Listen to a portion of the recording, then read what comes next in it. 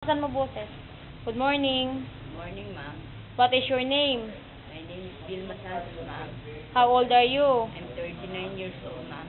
What is your education level? I'm high school graduate, ma'am.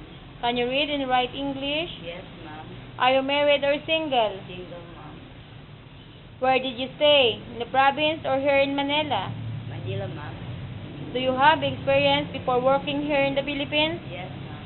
Other country? No, ma'am. How long you work here in the Philippines? 2 years, ma'am. Do you know how to cook? Yes, ma'am. What kind of food? Any kind of food, ma'am. Do you know how to take care baby? Yes, ma'am. How old is the baby you took care?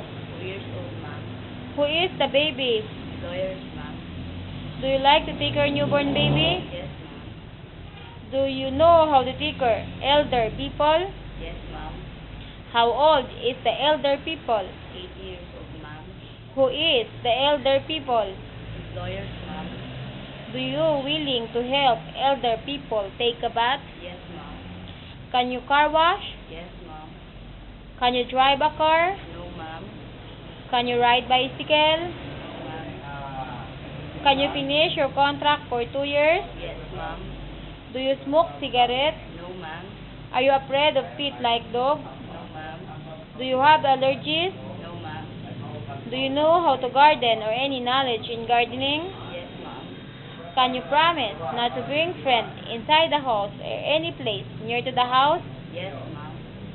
Now, why do you want to work in other country? Explain why.